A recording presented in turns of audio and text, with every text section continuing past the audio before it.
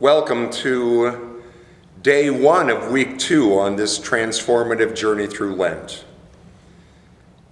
It's Wednesday, a week after Ash Wednesday. And our focus today is the question, where is your faith? That's a framing question for this week. Where is your faith? Where do you put your ultimate trust? What if you lost everything would you be most thrilled that you still have? Where is your faith?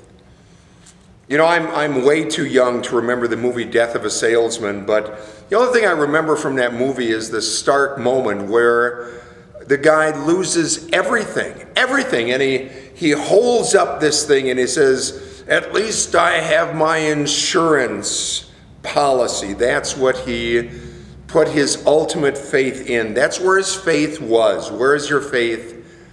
It was in his insurance policy. In the devotion today, I suggest that where you focus or what you focus on is where you'll end up. Like with a race car driver, what you want to focus on is where you'll pull out of the skid rather than on the wall, because if the Indy 500 drivers or the Daytona or whatever is going on this week, because I'm not a race car watcher, I like to drive one, but I'm not a driver of one. If you focus on the wall, that's where you're going to end up. That's what you end up crashing into.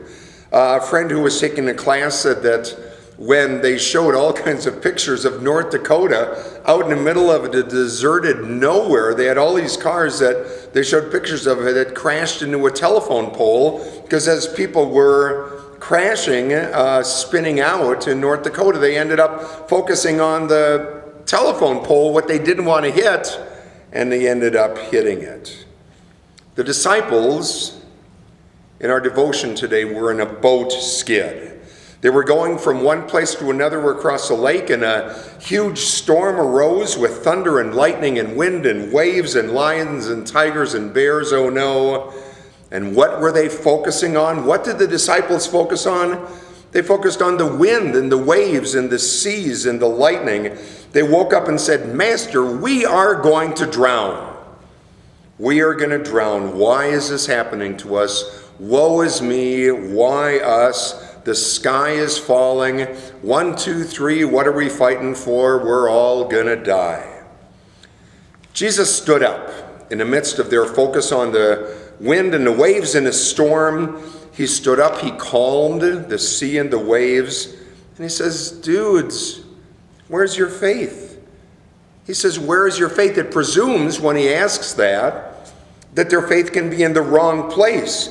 Their faith was not in the boat or Jesus or their ability to personally pull through the storm they were in the midst of. But Jesus uses this storm to say, where's your faith? Watch where you keep your eyes. Focus on me. In the midst of a storm, focus on me and what I do for you rather than on the storms around you.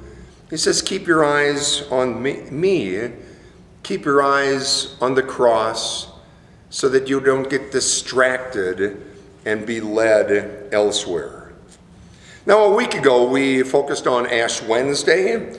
Did you keep your ashes on your forehead for the rest of the evening? Or if you had it in the afternoon, did you keep your ashes on your forehead? In the days following Ash Wednesday here at Zion, I heard all kinds of stories from people who, especially at the noon service, who kept the sign of the cross on their forehead. They'd go into stores or see people and they say, "Honey, you got mascara smudged all over your forehead." And they used it to say, "Hey, you know, I was in church. It's Ash Wednesday, and I was in church." They used the ashes as an opportunity to witness to where they had been. Where is your faith? Where is your faith? Keep your eyes on Jesus. Keep your eyes focused on the cross. Don't take your eyes off the cross during this season of Lent as we journey toward the cross. You know, it may be calm in here inside the sanctuary of our church or inside the sanctuary of your life, but there's a whole lot of storms out there that you face every time you go out the door. You will be in a boat skid. If you're not in a boat skid now, you will be in one That's what life is. Life is full of boat skids. If you're not in one now, chances are you'll be in one in the next weeks, months, or year. What you focus on is where you'll end up.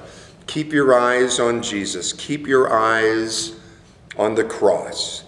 And it does make all the difference in the world. Keep your eyes on Jesus. In the midst of a storm, keep your life centered on the cross. I look forward to seeing you tomorrow.